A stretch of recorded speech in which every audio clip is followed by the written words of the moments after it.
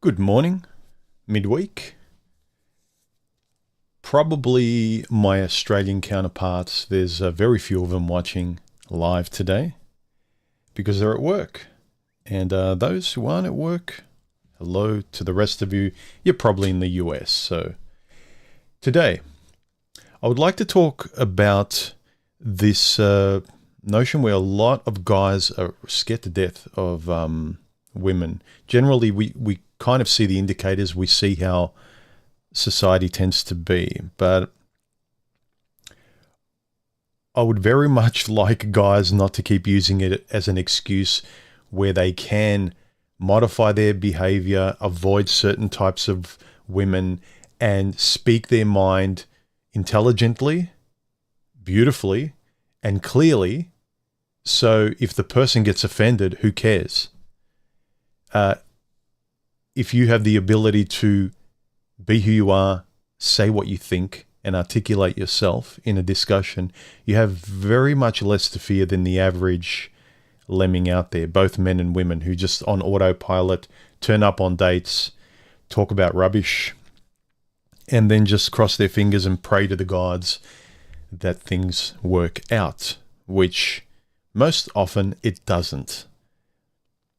So this is the kind of comment, this particular comment, I'm paraphrasing, but it's generally what the guy messaged me. This was a few years ago, but it sticks in my mind so potently. The apprehension and the corner that he's stuck in. And again, I'm not necessarily blaming him, but this is the kind of attitude we really need to get out of our corners with. This kind of phrase: once I start getting feelings for a woman, I begin to disappear. Or in another phrase, once I catch feelings, it's over. And I wanted to talk about this love or relationship scare the crap out of me notion. And if you're going in blindly, yeah, I would be worried too. But if you're not going in blindly and doing things with intent, then I think you just fear fear itself. If you're going about, it's kind of like if someone just wants to start a random business, not knowing what they want to do, and society or expert gurus just push you in a direction just to get you out of their hands, then yeah, start a business, but it'll fail because you don't know what you want, you don't know what you're good at, you haven't planned anything, you don't know, you're not willingly intentional about anything. And yes, it's easy to see why 9 out of 10 businesses fail. Whereas the stats for relationships failing, I don't know what they are, just relationships. I'm not talking about marriages.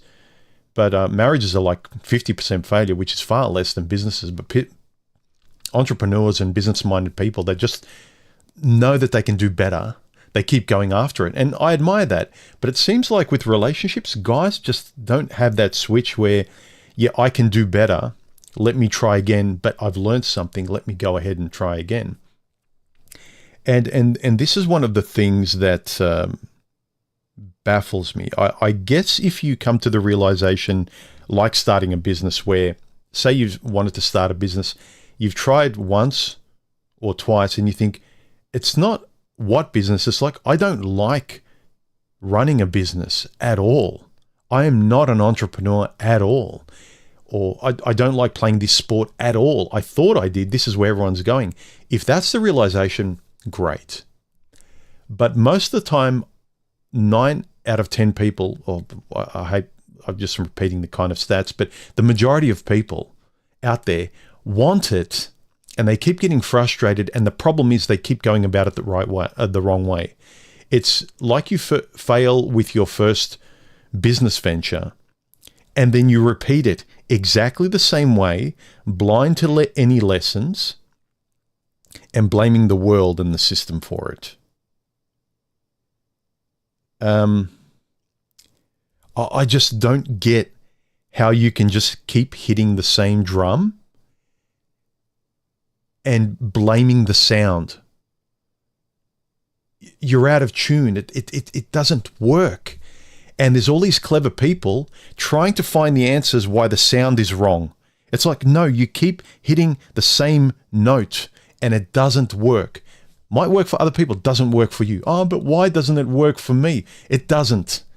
It might have to do with your character, your personality, your drives, your innate hardwired drives, your likes and dislikes, your childhood that has cemented you into the person you are, that needs to go more in this range of direction and not the Tony Robbins entrepreneur flying on jets,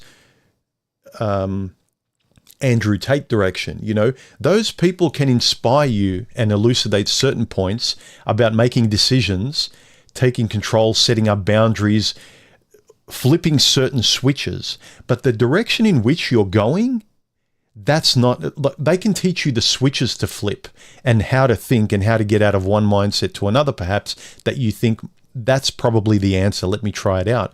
But the amount of guys that don't want to look in the mirror and just accept who they are and trust in their own judgment or their own likes, just your own likes, your own yeses and your nos, without feeling like, well, I can't say that. And if you investigate why can't I say that? There's no good reason. They can say whatever they want and they've got their feelings and preferences. They impose them on you and you feel like I have to be a good person. I'd be a bad person if I disagreed with them. Well, why? They're not caring about being a rude and bad person towards you. So something to think about, this whole attitude of relationships and love scares me. If you're aware of it, ask yourself why. It's probably the way in which you're doing it. If you turn up to dates and you feel like a mute deer in headlights, and you feel like you've turned up for the CEO position of a multinational company that you know nothing about. You turned up to be the president of a country. You've been thrust in there and you have no idea. You have no idea what to say. You look stupid. You're foolish. You're out of your depth. And you don't want to speak. You don't even want to be curious enough to ask questions. We're talking about being on a date. I was just using the position of being hired for a company or a prime minister as a metaphor. But if you are not curious enough to express your questions, let out who you are, learn how to communicate like I'm trying to do now, to let you know exactly how I'm thinking. This is the way you turn up to dates. This is the way you turn up to business meetings. This is the way you turn up to friends and family. Not rude, but exactly who you are. And obviously at work or with family, you go to church or whatever you need to temper. You can't be 100% you. You're 100% you in a suit, perhaps. So you're formalized for the situation because you're getting something out of it and it works in your favor. You want the job, you love your family, you want to keep that relationship. So you do temper yourself in certain situations. But I see a lot of guys' frustration in that they're turning up to dates completely pretending to be someone else and saying yes to everything because they feel like the oxygen in the room will disappear and they will suffocate in an instant and perish if they don't just nod and agree with chicky poo in front of them. That is what I see, because that's what I used to feel. And then I recognize I don't like that. I don't like when I feel that way. And it's not I don't like it because of women, or I don't like it because of society or expectations or these intelligent academic excuses, biological excuses that people keep saying, because there's too much evidence of confident people who speak, communicate, they have a lack of fear, and they are much more themselves than I ever was. And I would guess it's the same with many of you. Hello to the regulars on the stream here. If you are one of these people here on this stream and you would like to ask me a question during this stream or a comment, as long as it's civil and polite and not too stupid, add 3 smiley faces or yellow circles like this before your question or comment. and I'll do my best to notice it amongst all of this and possibly read it out live on the stream. So, I'd like to hear what you guys think about this fear of just being in front of another human being that happens to be the opposite sex to you. I know that it's built into guys. We're born loving women and wanting to do everything. We're driven towards them. We're driven wanting them. We're driven to respect them even before they've earned our respect. We love them before they've even learnt our love or respect. Or even if we like them, we automatically jump the shark to love. So let me know your thoughts and how perhaps some of you, very quickly in a short sentence, let me know either in the comments or if you're here live during the stream, what was the turning point and what did you realize? What was the kind of light bulb moment that made things easier, or perhaps you've never been the same person again and things are a lot better? That, yeah, these autopilot speed bumps are the worst. They really are. Ted1775, how are you, man? He says, Human, what would you think about a technology that fails at least 50% of the time? Look, on the surface, you would just not buy it.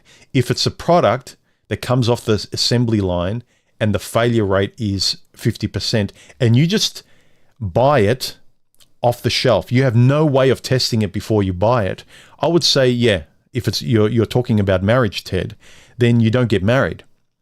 But when we meet people, we just don't say, okay, I'm going to go on a date with them. That's it, locked in. We're getting married. You test it before you take it out of the store and buy it, which I hope we would. And that is why I keep saying in this analogy, the failure rate wouldn't be 50%. It would be much, much lower. The failure rate would be the more open, communicative experience you have, the more confident you have because of your experience, or how you might be naturally more confident than the next person. However it is, the way you genuinely present yourself and how you communicate on a person is the test whether or not you want to take this product home. Whereas if you're just talking about marriage being a product that comes off the production line, and it's like, well, I want to get married, let's grab it, cross my fingers that this is one of the 50% that's good that I can, and you unwrap it at home. It's like, it's a dud one. Doesn't work. Well, failed. That is the misnomer. A lot of the statistics, they don't tell you the context of the story. And this is the real beef I have with a lot of the dating manosphere content that makes it so black and white. They expect relationships to be a product that comes off the assembly line with no input or discernment or judgment on them, which relationships and dating, all it is your real-time judgment and your choice. It is not, well, God and my religion and my family, it's an arranged marriage, I have to do this. Again, why? Why do you have to? So relationships aren't a Campbell's soup can on the production line and you grab it and you hope it's one of the half the good ones. It's not. You make it as best you can one of the good ones, and it takes it from being a 50% failure rate to 10, 5. Yes, obviously there's, even if you do it as best you can, there is a small failure rate. There are unpredictable things in life that can drive you apart, or you grow in different directions, and it's not the fault of anyone. It's not that one person's a villain and one person's a saint. Yes, you try and make it work. You remember your vows and your promises and your commitment and your time you spent together in that investment. But the failure rate becomes very, very small compared to the average sleepwalking lemming out there who just takes relationships as a product, a string of sausages on the production line. And 50% of them are off and 50% of them are edible. That would be my response. Boffin, how are you, man? Hikaru as well. Hi to the regulars. He says, my turning point was internalizing the idea that there is nothing magical about women. Yes.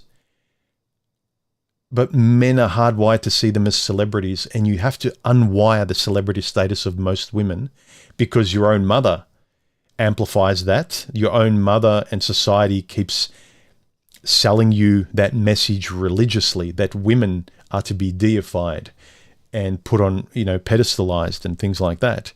But you really have to get, for your own sake, to be able to turn up to the date, take them off the pedestal and realize they're just the skin and bones with ideas and individuality just like you are. And you turn up level as two human beings with two arms and legs, as friends. You turn up neutrally as friends. And you hope there's compatibility, which makes you more than friends. Avocado Atrocity, thank you very much for the super chat, man. I really, really appreciate it. Avocado just super chatted me. You could see here. Thank you very much for the $5 super chat. If you want to make sure I read your message out, super chat me live during the stream, and I'll definitely read it out. But I really do appreciate it. Otherwise, please add 3 smiley faces or circle before your message to me if you want me to read it out or comment on something live during the stream, and you want to make sure I see it, because I'm not ignoring you. I'm trying to read everything out I can. But if you want to make sure, super chat me. Avocado Atrocity says, I've been thinking women view us in the same way we view our dream car. If it gets scratched or dented, we're upset, but deep down we know we can't get a new one. That's an interesting analogy, yeah. I do think that women are hardwired to move on less, and if their car gets scratched, we care about the investment in time. We care much more about time than women do. Then we will interrupt our emotions and our thinking on the matter and think, well, I'm pissed off, or this isn't what I signed up for exactly, it's changed, get a new one. We will try and fix our car. Women aren't fixers. Women talk, force, evade, gaslight verbally, mentally. They're survivors. We have to survive on our own, and women aren't hardwired to survive on their own. So they can just chop and change and move on, and they will survive in doing that. If we just drop what we have and we don't have, women always have a branch to swing to grab onto. Men don't. If you've only got your muscle car and it's damaged and you really can't see a foreseeable branch, you're hardwired to do everything you can to fix the car because you don't have a car. Whereas with women, it's like, well, I don't have to really fear anything. Society or another man, someone's always got me. I'm very valuable. Because we're not as valuable, I think we're more hardwired not to move on and to fix what might be broken. There are, of course, the women who are more noble and they've been raised better, and they are the exceptions to the middle of the bell curve. But we're talking about the average. But an interesting analogy. Schlitz Maltz Liquor, thank you very much for the super chat. Even if you just want to say thank you and you want to shoot me a super chat, whatever you can afford, I do appreciate it. You don't have to. For some of the spurgs out there that aren't my audience, you guys are great, but some of them are saying I'm e-begging. Begging is when I demand you do something. If I say, here, you can do this if you want to, and thank you. If you want to buy me a drink, some guys do want to shake my hand in a digital way with a few coins. Feel free to do it. It's up to you. Otherwise, you don't have to. But during the stream, I'll read out every single super chat, because that's the people pleaser in me that's still unable to be dislodged, and I do appreciate it. Karu, how are you, man? He says, if there's a medicine that has a 50% chance to save your life, you shouldn't take it. The only way to maintain your frame is not to put anything in it. Yeah. What if you know 100%? I mean, it's kind of like you don't need relationships or women, or vice versa. Women don't need men to survive. Biologically, yes. In a longer enough event horizon, we do. But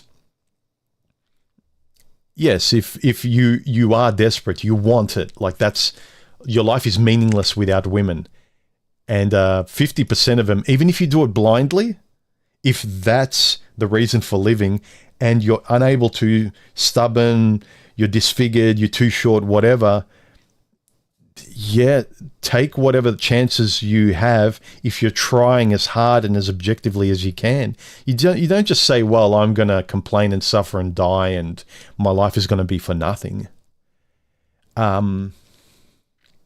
I'll do another video on this topic, but I think another thing that negatively influences people today is this whole minimalism. I've talked to Karu about this as well, and Boffin. This whole idea that we modify and tinker with all these minute details and optimize morning routines and all this stuff, whereas the thing you have to do is maximize, not optimize. You just maximize and do the big thing. Go for the run, go to the gym, and don't like, oh, I'm just going to do 5 of this and I'm going to make sure I don't hurt myself and I'm only going to drink this much protein. And no, go there full of intensity, love it, have as much enthusiasm as you can will yourself to do, and push yourself sensibly, not something where you're going to break your neck and then you're going to paralyze yourself, but push yourself to extreme so you realize what you're capable of and you feel alive. You don't lower yourself and say, well, the only girl I'll take the 50-year-old morbidly obese single mum ex-stripper with 5 kids from whatever it is, right? Like a total mess. That consolation prize, it's not even a prize, it's a dumpster fire, it's trash, but you will consider it a prize because you've minimalized and intricately minimalized your life, where like what was that word again? You've optimized yourself to the bare minimum and you think you're clever.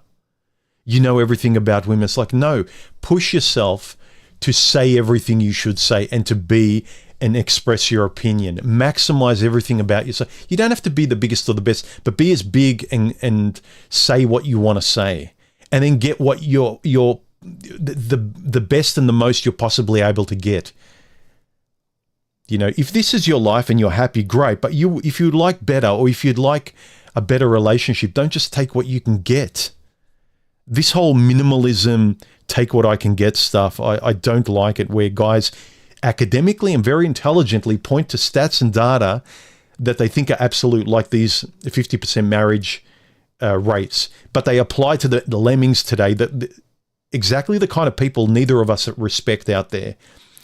The mouth breathers at the supermarket or behind fast cars that wrap their cars around poles and do donuts and burnouts around our street, the hooligans that can't articulate themselves, and they're driven not by their intellect but just by their hormones, and they will have 3 kids by the time they're 25, and those kids will be visited by parents. They won't have an intact family, and they'll be drinking too much and driving too fast and blaming the system, man. And I have had a low-grade version of that with myself. Luckily, not far enough where I gave up on anything that inspired me in my life. I didn't give up on my art and my design and my drive and wanting to work and things like that, and create things and see where I could push myself. And again, the degree to which I push myself doesn't have to be the amount that you do or what you want to do. But yeah, I'll make a video or stream about this, intricately trying to modify and do all these little things in your life. What's the word? It keeps escaping me. Not maximizing, but optimizing. This over-optimization and over-intelligently, academically excusing everything and fragmenting it to, no, sometimes it's just brute force. Sometimes you just kind of kick the door through and you just do the thing that's easy and right, but requires a lot of effort. Rather than, what can I do? How can I work smarter but not harder? No. Just work hard and speak and do the thing and do the basics that our parents have been doing for generations. Just do that. No, I'm smarter. No, you're not. You're just lazier, and you're looking for cognitive excuses to hack life in a way that's unhackable, where you will be still trying to hack life and pointing to stats and numbers and anything and everything outside of your will. You'll be that person at 50 and you look ridiculous. You will be the guy with a gold chain leaning on the bar in a nightclub, still trying to pick up 20-year-olds and blaming the 20-year-old. Anyway. End of rant. Ivan Prime, what is the ultimate purpose of life, universe, and everything? Your will to find meaning and purpose in it. That's it. It's subjective. There's no overall. Biologically, it's to reproduce. Subjectively, it's whatever you have the will to do or not. Whatever you're interested or driven to do or not. There is no ultimate purpose other than to be born, reproduce, so that biology says, thank you very much, the species will go on, and then you get put in a box or get burnt to ash. How's that for a midweek positive mantra? So here are some of the things that I see greatly contribute to, and I will acknowledge why guys are so scared of relationships, love, and women. I've heard all the main ones, the laws. Men are censored, masculinity is censored, strength, competitiveness, competition, drive, will, and conformity is encouraged. And that's why society and everyone puts women on pedestals and lets them lead society. Now it's a woman's world. It's a matriarchy. It's not a patriarchy. I understand all that. But some of the other things I was thinking of. What contributes to men being scared to death of relationships? Again, before I start, I just noticed Schlitz, thank you for your super chat. I have to acknowledge and read out any super chat. He said, put this in a gold chain fund. I don't like gold chains. The only chain I wear is one necklace, which is silver. I'm a silver kind of guy, not gold. I don't know what that says about me for all of you dream interpreters and concept connectors. But some of the things I thought about. What does this say about you if you say, as soon as I catch feelings with a woman, that's it, she has me, my life is over, it's not mine anymore? I think the main thing it speaks to, and I can put myself in this camp as well in the past, where this is what it was saying about me. I had an issue speaking out and being myself and articulating myself to women, being proud and like clearly just articulating exactly who I am, what I feel, my yeses and no during the conversation, and presenting myself as accurately as possible. So when I walk away or during it, it's like, yeah, they know exactly what I'm about. I didn't give them a vague, I agree with you answer because I want to get you into bed. I just gave you an honest answer. Now, whether you want to go to bed with me or not is beside the point. I value my integrity more than 5 minutes of sticky friction with some stranger that I'll probably never see again. I feel that the majority of guys who feel like if you fall for a woman, you start getting feelings, your life is over and you disappear, it's because you are mute and you're not being yourself. You feel like they're better than you, they're a celebrity, and thus you're the fan that just wants an autograph. You value them so much more. You value women demonstrably more than you value yourself, your own pride, self-esteem, self-respect, or anything. You don't care if they walk all over your values because you're a good guy.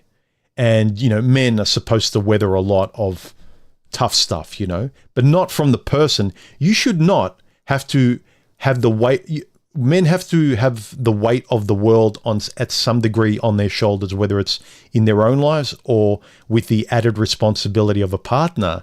But it's willingly wanting to and feeling pride in that. But if you're not respected, if they're a weight on your shoulder as well, then I say no. If you don't exist, why not just not be in the relationship? It doesn't make sense to me. If you only exist as their shadow, as the pet on their leash. It's the malaise that a lot of guys live with. It's the depression and the grayness that a lot of guys, including myself in the past, live with. Big Ol says, love entails vulnerability. The last time I was in love, I was annihilated.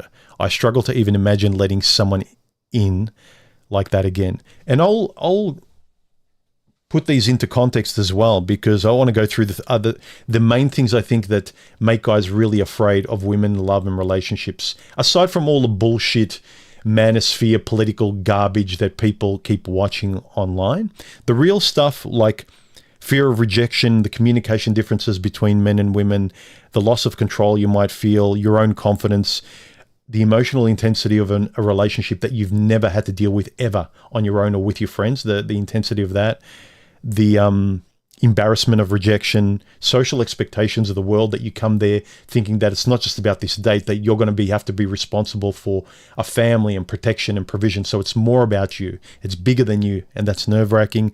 And then also what you mentioned, Big Ol, the openness or vulnerability, however cringe that term is. But you're right, the openness and just being you. A lot of guys, with the weight of everything else I just mentioned, find it impossible to get to that place. So, the first one, rejection.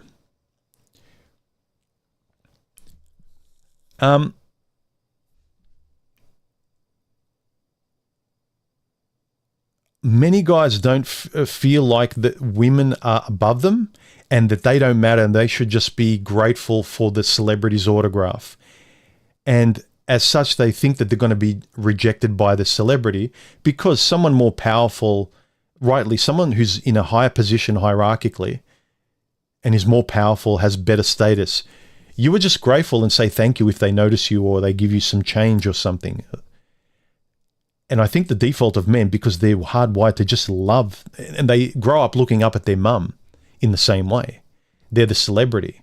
And so every female is a parallel blueprint to the archetypical mother.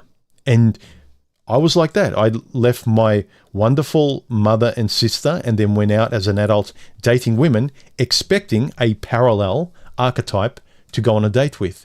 And it's like, who is this alien? What am I going out with? What is this thing? Like, I didn't understand. And so naturally, I thought, well, they are females like my family. I must be doing something wrong because I've never dated before. Again, male typically. And this is good for starting businesses and keeping on your routines if you're doing things the wrong way because you're an amateur. Obviously, you're in this dynamic. You're doing it wrong. Other people are doing it right. It must be you that's doing things wrong. That's the logical argument. But after a while, you realize they're nothing like, the values they have are nothing like my family. So this is part of the intricacies of not buying the stats and data, the biology, and men and women are like this. Do not buy it wholesale without looking at the context of you and the person that you're either struggling with, incompatible with, or you are compatible with, but you have residue perhaps of childhood or stubbornness and things like that. It's not black and white. And I feel like far too many guys, because of the point in time, they didn't address their own issues. They would have had a couple of compatible women that they could have grown with, and that could have been the person for them. And it was the wrong place and time, or you're so stubborn that there's never a good place and time for you because you're a son of a bitch that no one wants to be with. How many women out there don't have a best friend, or they rotate best friends because they're natural born enemies? Guys aren't. But with men and women, we're not enemies, or some guys will argue that we are because we're so different and we pull each other in different directions.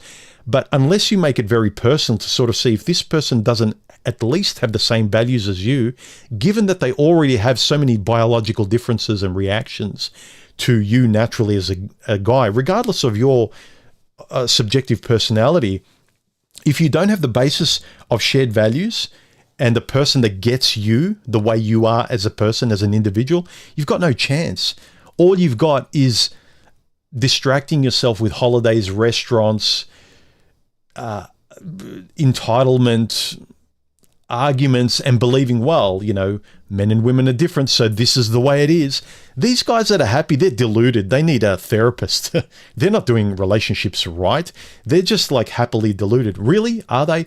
I have got the best lessons and clarity from people I've met at events, barbecues, family functions, people I've spoken to online, testimonials that all seem like friends. They're open and honest, and they're compatible. That is not luck. For me, that they were both when you ask them how they met, they were both like this, unapologetically themselves, not rude, aware of compatibility, speaking their minds, not saying yes, dear, because they were people pleasers.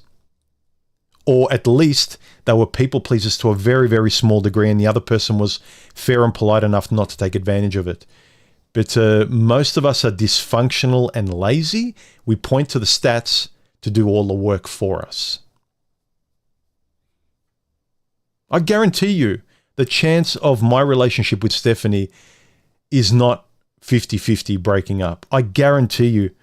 And without going into detail and you being a fly on the wall 24/7, I can't explain it to you, nor do I have to, because let's face it, you're not a friend in my life, so it doesn't matter. We probably never meet, but you need to know what you're doing and how you're choosing.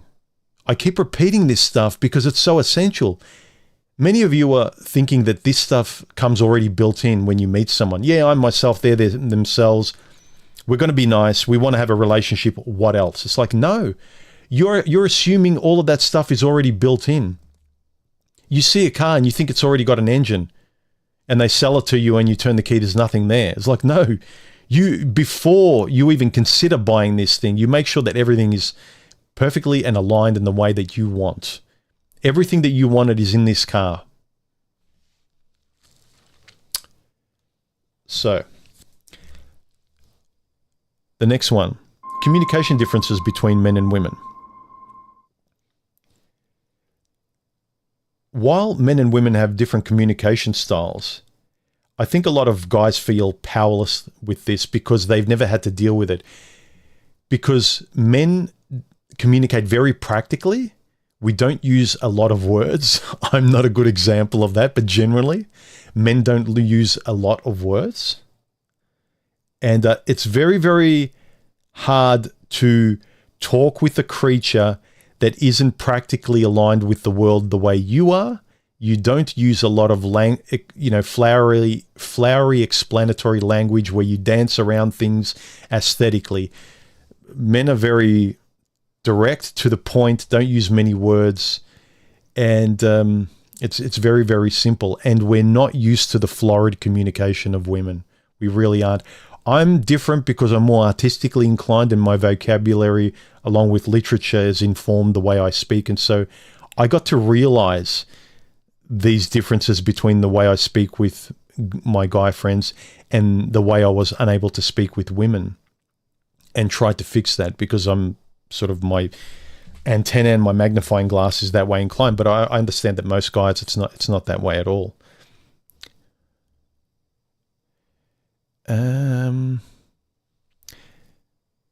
Space Cowboy Revolver says, I don't fear having love for a woman, but falling in love can change you for the simple fact that you can lose yourself. Don't fall in love. Falling implies that you have no control.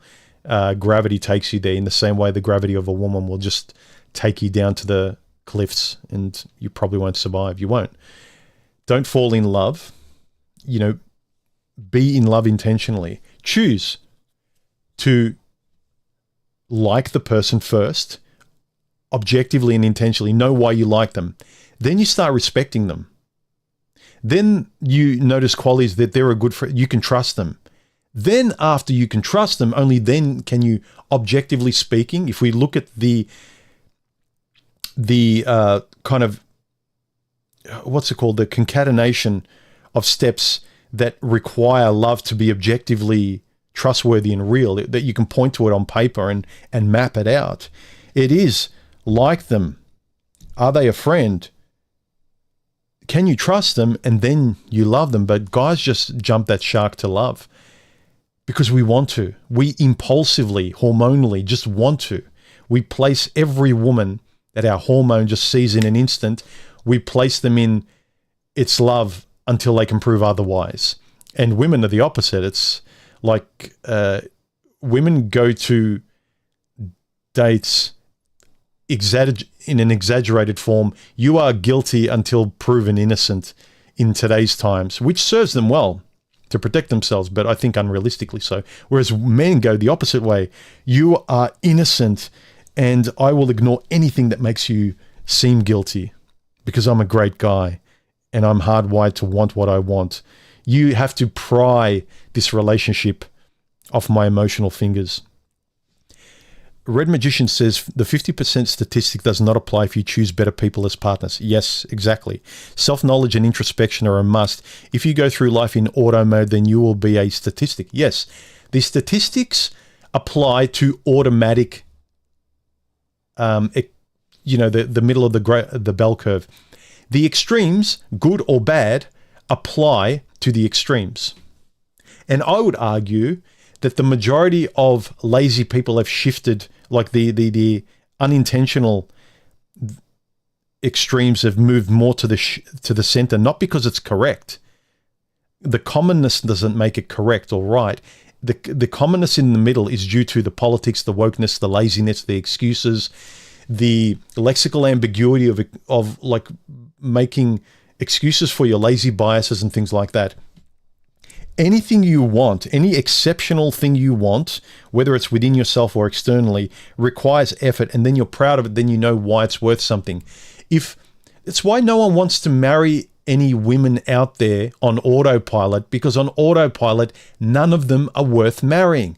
But if you don't date on autopilot, then all of a sudden, guess what? If you want kids, if you want to get married, if you want whatever, if you want to go monk or whatever, if you're very intentional about knowing what you want, then the stats don't apply for you. You know yourself clearly. You have more self-esteem. You're a better friend. You're a better partner. If you do decide to intentionally pick someone, there's no downside. But it's very easy, especially online, to find your group of crabs in your own little bucket, and they all pull you down with technical stats that apply to every crab out there. Good luck. I don't want to be a crab. Big Ol says, if men are from Mars and women are from Venus, taught us everything. It's that both sexes have an obligation to learn the other's communication style. If you want it. If you want it. Okay, back to the list. Another thing is losing control. The loss of control.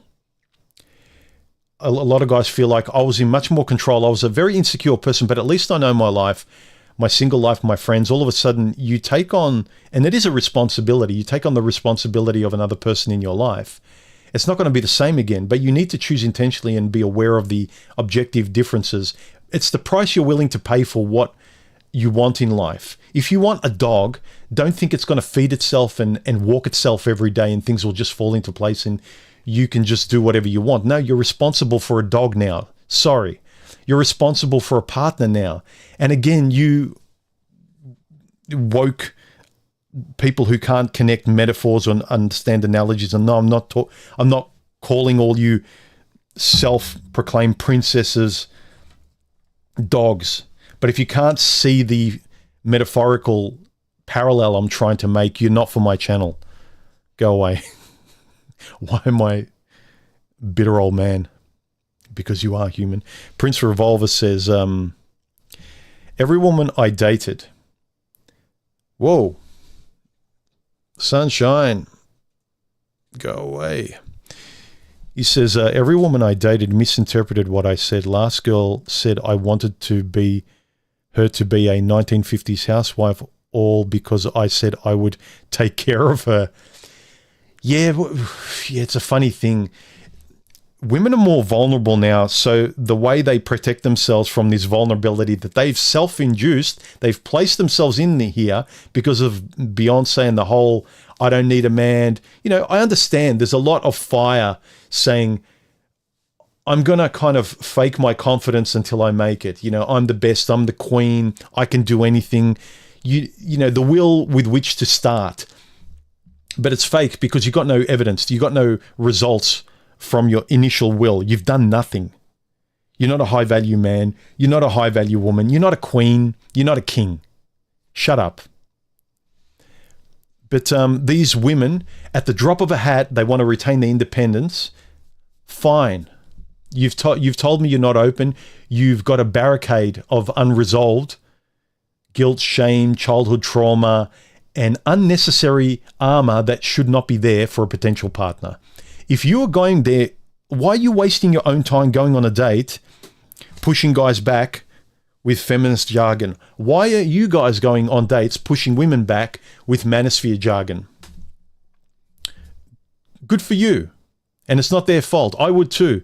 When a woman pushes me back with her politics, it's like, yeah, grow up. Grow up.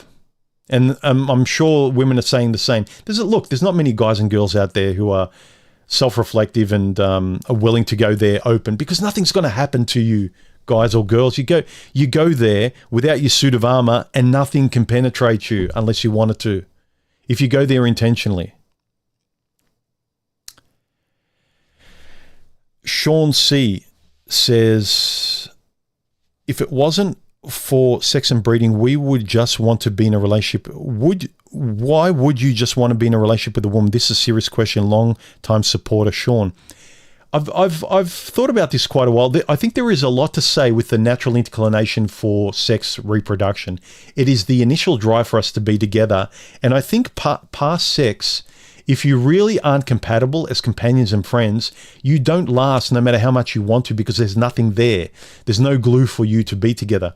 For me, I enjoy consistency. My life is fairly repetitive and I grow in certain areas, but I want a companion and I want someone there all the time that I can bounce ideas with, talk to, share things. I don't like being in my head.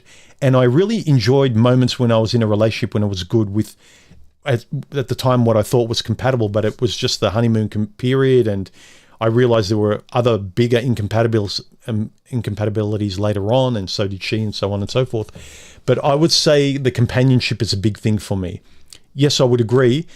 Beyond the 10 out of 10 drive to just want them and lay down in traffic for them because of sex and that desire, that primal desire.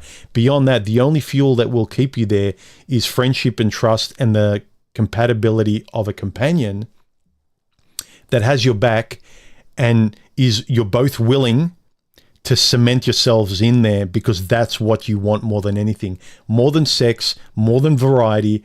The security of a companion is much more valuable for me. Trust is much more valuable for me.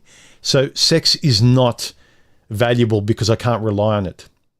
So does that rambling kind of give you a picture of what I see beyond sex? So I would agree initially, what drives everyone before they get to know the person is that primal desire. But I don't think it's a black and white. Again, context and what you want as a person.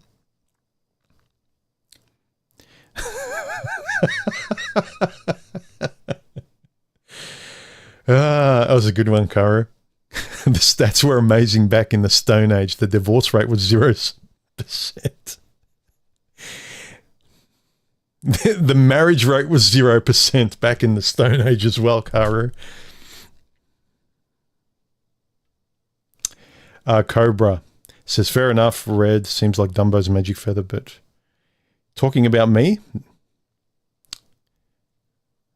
Okay. All right. I remember a quote, the most consistent thing about a woman is being inconsistent. Sean C., fair call. That's a realistic view. Yeah. I'm happy to explain my personal... This is how... See, the way I try to explain my personal subjective needs, desires, and what works for me, this is why I encourage guys to go beyond the stats and what generally the cause and effect of what happens to the lemmings out there that just... autopilot their way through life. You will get the general results. But if you don't, if you try as hard to get and do what you want and speak up and be who you are, the the stats really don't apply to you in such a big way. And the more will, desire, and drive you have in a certain direction, then you see results. They're becoming insignificant. And then I am gonna be seen as crazy. I was seen as crazy as I went on. You can watch my channel from the start. It's the reason why I left my earliest videos up. You can see the chronology of my journey through my channel, and it's been a journey through my life. And you can call me crazy on every decision until I keep achieving milestones and personal goals. And you can say, well, you're lucky. Am I lucky? Really? Everyone calls you crazy until you succeed, and then you're a genius. And then it's like, oh, we always believe, like, yeah, we always saw something in me. I see it with family and friends. Like, everyone's a naysayer. And then when you do something, when you find a good person, it's like, I always knew. It's like before, it's like you're a loser, you're doing things the wrong way. And then when you do it, it's like, yeah, I always knew. I had this instinct, but I just didn't want to say anything human. It's like, yeah, bullshit. Bullshit. You don't believe in yourself, and you don't see practical evidence in your progression going forward, and you're slowly attaining better and better things. Your life is better and better. Don't care about what the crabs are saying in the bucket. Leave them keep pulling each other out, down. Anyway, where was I? I talked about this, the emotional intensity. Guys aren't able to process the emotional intensity within a relationship. That's unfamiliar to them because they're not used to it in their solo lives, and they're not used to it with their friends. So that's something that is difficult to overcome. Embarrassment. Again, I think it comes from you're always embarrassed in front of your mother. You're taught to deify women. Women are celebrities, and you want to be liked as a fan. So you don't like to be embarrassed. We care too much for a stranger's opinion who happens to be female, and that happens to be female is not a small thing for men. Women look at men. And I often talk to Stephanie about this, and most women, they just can't understand why men let themselves be walked all over. It's like, you don't live the life of a guy. I understand we shouldn't, and we should do our best to have the courage and overcome the fear and realize that women are just another human being, and they're the same as you. And women can't understand why men will debase themselves and see women as celebrities, why they're so afraid, and why they can't just be confident. And I say you don't see it from a man's point of view. We see you've got these little intricacies that we don't care about, and we can't understand. We can't understand all your predilections for romanticism and flowers and chocolates and a whole lot of bullshit that doesn't make sense to us. But we can have sympathy from the outside that this is the way a woman works. Let me try and dance with what she is, not what I want her to be, fairly. But women a lot of times just get annoyed that, like, why do men put up with that? It's like, I know it's frustrating. Yeah, but men shouldn't. They're so dumb. It's like, yeah, do you want me to start talking that way about, like, the dumbness of women? It's like, no, tone it down a bit and have a bit of sympathy. This attitude you have is probably contributing to some of the narcissistic women out there, making it even harder for them to find a partner. So, and a big one that I will not discount, guys, don't think I'm making fun of it, is social expectations. This is huge. I know it is. The social expectations that men have on them, they don't just go to a date fearful that, like, I hope mummy approves, I hope the goddess approves. They also go with the metaphysical world on their shoulders saying, now I will be a boyfriend, a husband, I will have to contribute to society, I will father a child, will my relationship work, will I make it work, can I provide, can I protect, can I keep my genes going into the future? All of this underlying stuff is starting to talk to him as he approaches a date. It's not just him in front of some strange bimbo that is or isn't compatible. He's got his childhood working against him. He's hardwiring to love women, and there better be a very good evidence why I shouldn't. She's a celebrity. You're a fan. And if she says yes, you've got the world on your shoulders afterwards, and you better not screw it up. There is a lot of social expectation. It's not just one-on-one, it's societal as well. And there's a lot of responsibility that guys feel. Now, again, psychologically, it's the only way through this stuff is to realistically look at, well, what kind of guy am I and how much responsibility am I willing to take? And did I sign up for this job? I don't care. You want me to do this job, society. I ain't doing it. I ain't having kids. I don't care. Yeah, but you should shut up. I don't care. Yeah, but shame, shame, shame. You should have kids, human, because society and the human. I don't care. You're wasting your breath. I don't care. You may as well be talking to a gay guy. I don't care. Shut up. Not doing it. Yeah, but don't care. And the last one, vulnerability, which I hate to use that word because it's really cringe, but openness and just being you on a date, I think is ultimately important. If you can focus on nothing else but this, pig-headedly polish your vocabulary. You don't have to be theatrical. You don't have to talk like I do, but talk in a way that communicates exactly who you are with simple language. If you want to read Hemingway. There's a reason why I keep repeating this for you readers. Read Hemingway. His language is very pedestrian, but it's beautifully simple, and he illustrates exactly what it is to be alive and the conditions of humanity within his stories. But this is a good point that Quaz, how are you, man? He says, powerlessness is very comforting. Yeah, it's very comforting to be powerless, being rocked by your mother and being taken care of her and hoping to be loved. And then your hopes are met and that feels good. Hope, hope, hope. Ah, you gave me what I hoped for. Hope, hope, hope. Oliver, please, sir, can I have some more? And then you get some more. But you're relying on hope. You feel so much better in life when you generate your reality rather than hoping for your reality. You get away from this feeling, guys, that life is the way it is. It's hopeless. You can't win. It's too hard. Why bother? You're a pawn that's just placed in this game, and your job is to survive. No, you generate your reality. Yes, objectively, I know it rains. I can't stop it raining and things like that. And women are the way they are. But you generate your yeses and your nos. Too many guys well, ontologically, I've decided to go on a date and I am a male and blah-de-blah, and I have to, this is the way of things. We go through life robotically scared and pointing to academic data and the science. The power that you guys give science in relationships baffles me. Science has virtually, I'll give it credit in the biological areas where we're observing things like on a David Attenborough documentary, as an alien observing another species. But everything relationally is subjective. Everything is your inner world. Everything is philosophical, and everything is about being used or not being used. If you're intentionally having a relationship, you are. If you're not, someone else is controlling it. The only way to make sure you're playing tennis is to play tennis.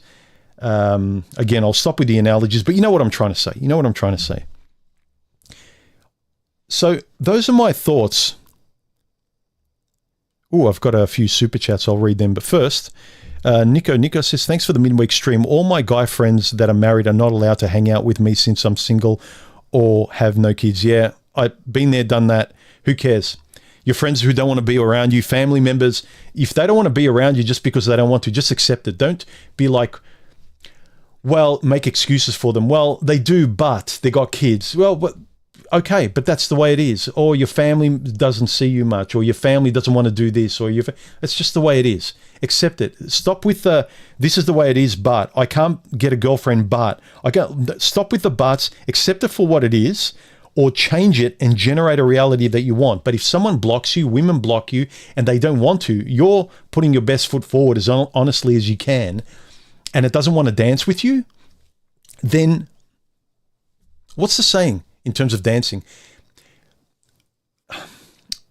the world will give back. The world will dance with you, but first you have to get on the dance floor. You guys are stuck in your houses. You women, you entitled bitches out there and you bastards out there, you are 5-year-old entitled cowards, both men and women. Sorry, my audience, you know who, like, I respect you guys, but you entitled cowards out there are locked in your home and you expect the world to knock on your door and lay a lottery win in front of you. Get out on the dance floor and the world will dance with you.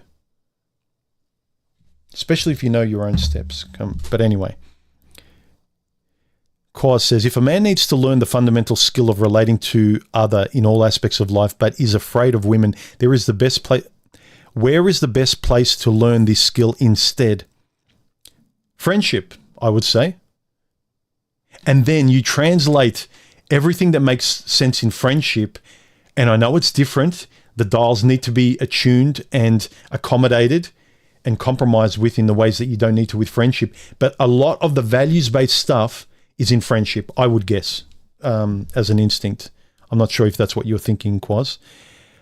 Cobra Commander says, I'm curious, does Australia empower women to claim a man's assets via common law marriage or a de facto domestic partnership in time? Yes, it does. I'm pretty sure it still has. We're pretty much quasi-America in the same way that England is quasi-America. So we're England and Australia, the UK and Australia are basically quasi, holding on to the big brother of the US. He continues, Prince, and also, Cobra, thank you for the super chat, before I forget. Prince Revolver, thank you for the super chat as well. He says, being a real man locked me into a toxic relationship. Yes. Here's the script, let me follow it. Because guys get led into this because we think, here are the instructions for this IKEA furniture, this couch. Let me do it by the book. It turned into a bathtub. It didn't work. It's missing this. It doesn't look like a couch. But I followed everything, but they're saying, well, it's still your fault. But look, I followed it. It doesn't matter. You did it wrong. No, I didn't. And this is the problem. The mechanical, objective, ontological mind of a guy follows the instructions and then he's told he's wrong because of whatever, feelings or something that's not explained. And a guy can't even, like when he says, well, what did I do wrong? Well, you'll know. It's just not the right person. Roll the dice again. I don't want to roll the dice. I would like to follow instructions and not waste my time because time is valuable for me as a guy and I want to develop skills. But if every skill I develop is bullshit and you laugh at me and I need to return to zero, I am just not going to follow instructions anymore. I am not going to trust myself in developing or learning skills. I'm going to be demoralized in trusting my own judgment anymore because even if I follow the blueprint that everyone says, yeah, it works, I follow it and it's like it's still wrong and no one can explain why the exact process I followed resulted in you laughing at me and you being wrong and me being right. Tell me. And then after a while, a guy goes, no, the only way through this is philosophically, guys. Realize the gaslighters out there. Realize that most of the world on autopilot is a vulture wanting to just consume from you and use you while they don't know about it. And they just think, oh, feelings and I'm a girl and I've got trauma and my mother beat me as a young boy and bloody-blah. Like, okay, but I don't care now. I wouldn't put it onto you as an adult. Neither should you put it onto me. I don't care how hard it is. I just don't. I'm tired of this because I've seen too much evidence in the courage of people to take small steps in overcoming their past, of making their lives better, of being more intentional with their relationships, and the excuse of I'm a nice guy. I don't care. Nice is the baseline of friendship and relationships. You come to the table with the bare minimum entry fee and you expect to win the 10 out of 10 prize. No, that's the entry fee. Sorry. Everyone is complaining that they just want a bouquet of flowers handed to them. Quaz says, I would be a real ass or a worse one anyway without the lessons I have learned from women, even the couple of rotten ones. Yeah, I might wince at my past experience with women, but I do kind of smile at, whoa, that was a huge lesson. I can't unsee that. And this is the thing, a big lesson makes you unable to unsee that. And if you do in that moment, date another girl who was like the traumatic experience you had in the last one, you will feel so terrible knowing that you're wrapping your arms around that slimy thing again. You know you're doing it, and all you've got going for you is this. Please, mummy, don't hurt me this time.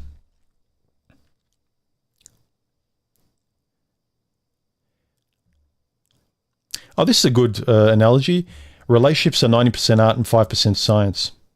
And I think the front end of a relationship is should be loaded with the 5% science that the manosphere can beneficially teach you, or your friends and buddies, the wisdom can teach you. But 95% of it is a sort of art where you have to subjectively, in real time, speak, judge, turn the thing over, and make sure it's what you want to choose. Your buddies and the science can't choose it for you. They can prepare you, but they can't choose it for you. Yes, you generate your happiness. You generate your reality. I said the B word. What did I say? Brave?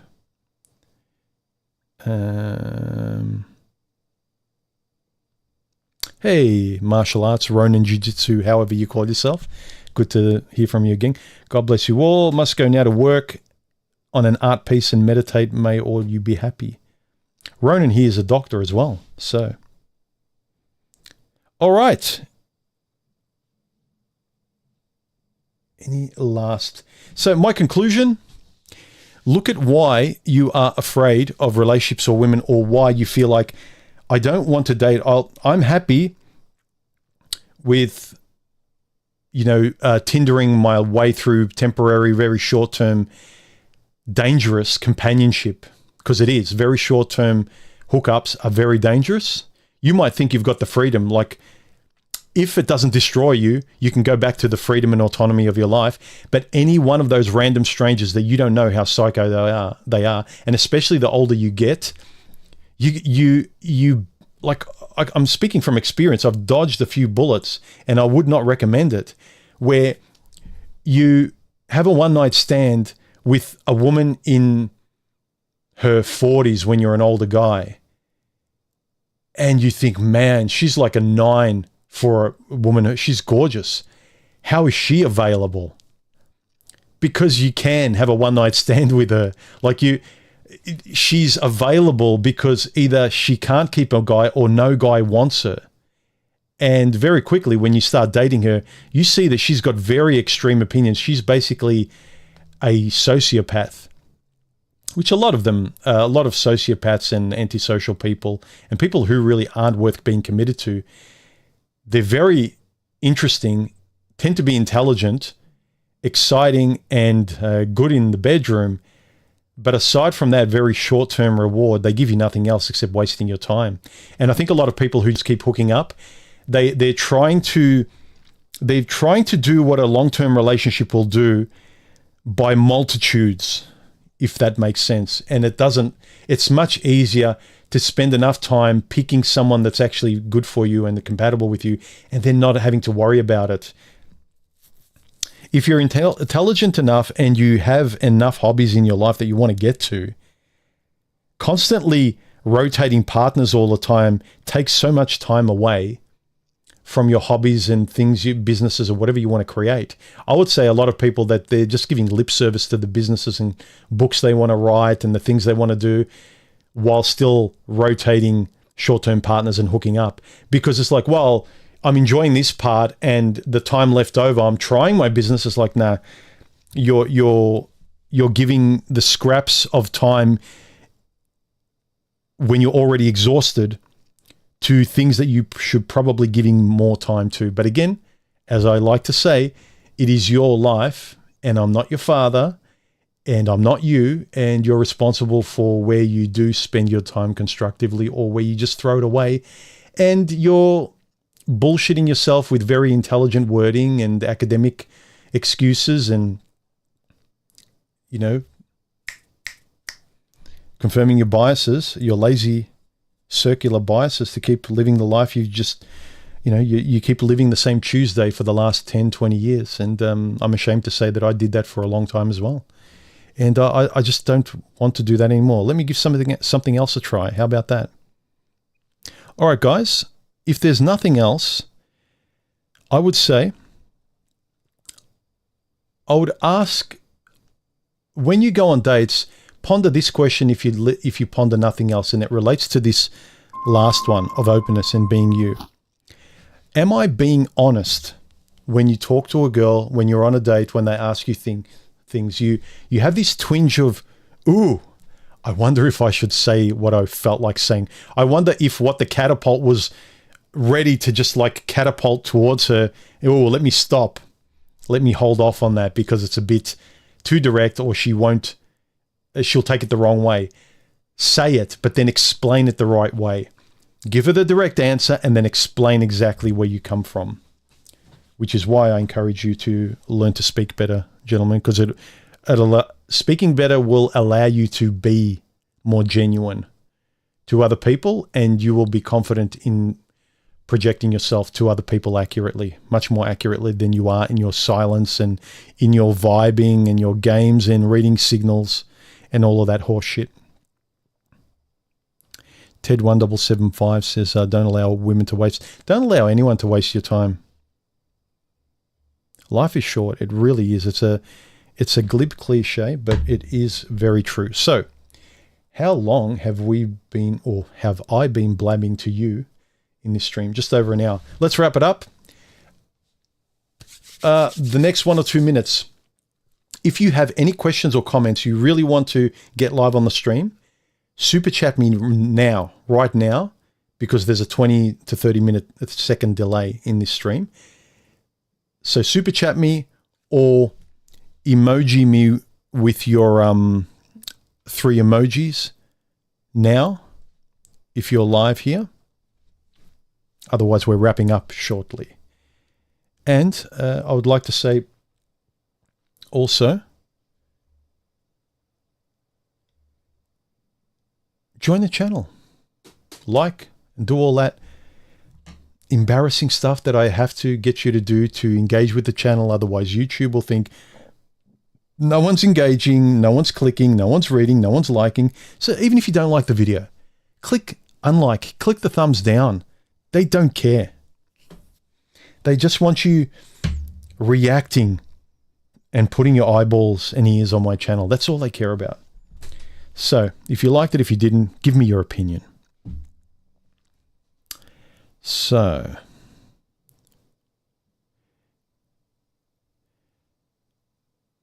okay, any last comments?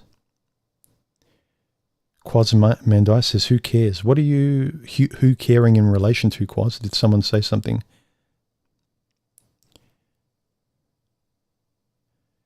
I think Quaz says, don't miss out. He's saying generally in life. All experienced, confident, experienced men know a good-looking 40-year-old woman will be the best romp of your life. Yeah, and you don't really count on it being much more. If she was more than a good romp, her and some guy would have decided to keep that romp or what was beyond the romp going.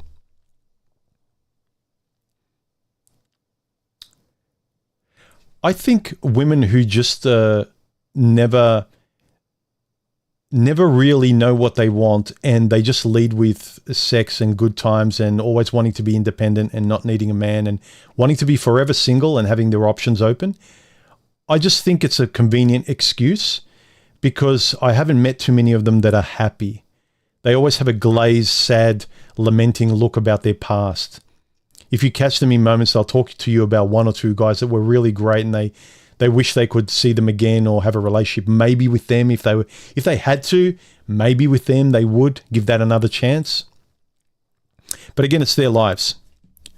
They can keep it going by performing their relationships, or they can decide to make their relationships genuine and honest. So perform your relationships and don't get hurt. And don't risk anything. Don't take the calculated risk to date intentionally, or just perform your relationships and play it safe, guys and girls. keep it up. But afterwards, after you're on Tinder, after you're rotating women, do me the favor and spare me. Please spare me your professional annotations about data, stats, and how women and men are, biology, 50% of this, and the species, and monkey branching, and Briefolds law. I don't care. Stop being intentional with the science afterwards, where the way it began, how you're always launching, is free-falling and just emotional based. Don't excuse your emotion afterwards with the science and the objectivity. Be objective beforehand. I can't stand that hypocrisy. I can't stand it when I look back on myself, the hairs stand up on the back of my neck, believing that I could blame everyone with the science and I could excuse my shortcomings with the science. You can't. Nikos says, I've been getting a lot of dates where it seems a lot of women are pretty reckless when it comes to protection, etc. I feel like I'm way more careful. Yeah. See, the gaslighting of women, they portray themselves in public because they don't want to be embarrassed by other women. They're really worried about, because women are natural born enemies. And also they want to impress other men. So whether it's body count, whether that's what they want to do. Your story, Nikos, is I think universal for the guys that actually try and they get more dates and they sleep with more women and they're trying to find the right person, is the amount of women you just go on dates with, you sleep with short term, they're not for you. But in between those short terms, whether they're one night stands, hookups, or just fun or casual, right off the bat, when you do, the amount of women that are just, finishing me and want to do things raw and all of that stuff, you think, my God, like you're like a movie, like one of those movies, but I'm not touching you with a 10-foot pole in my real life. You're not meeting any of my friends. You're not actually in my real life. You're a fetish, right? And I think a lot of these older women, they think, oh, well, I can get all these men. No. You can fetishize your life in that respect. A man will fetishize you and you can have these fetish relationships. But you want a real one? The one you're complaining about? No. Change your tact. Live in the real world and stop fetishizing your relationships. Fetishes are not meant to be lived 24/7.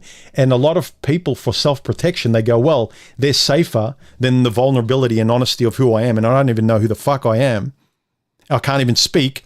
I can sheep my way through fetishistically kind of banging single moms, and it seems like a porn movie and stuff like that. But it's like, do you know what I mean? Like how long do you do it before it gets old? How long do you do it before you're embarrassed? Apparently not long enough, because of those kind of people are growing and growing. Anyway, enough of a rant. All right. Doesn't seem like there's any more questions or super chats. I think I will leave it there. Have a good rest of your week. Oh, Sunday stream will not happen. I'm going away tomorrow afternoon, family weekend. We do it once a year if we can. And this is the weekend, and I'll be getting back Sunday night, I think. So no Sunday stream, which is another reason why I wanted to do the midweek. But enjoy your weekend, everybody. I will. And, here we go. Shadow Ghost, thank you very much for the super chat. Thanks for the coffee. This one's on you. And, yeah, don't be a troll. Go generate your life and stop complaining. All right. Bye.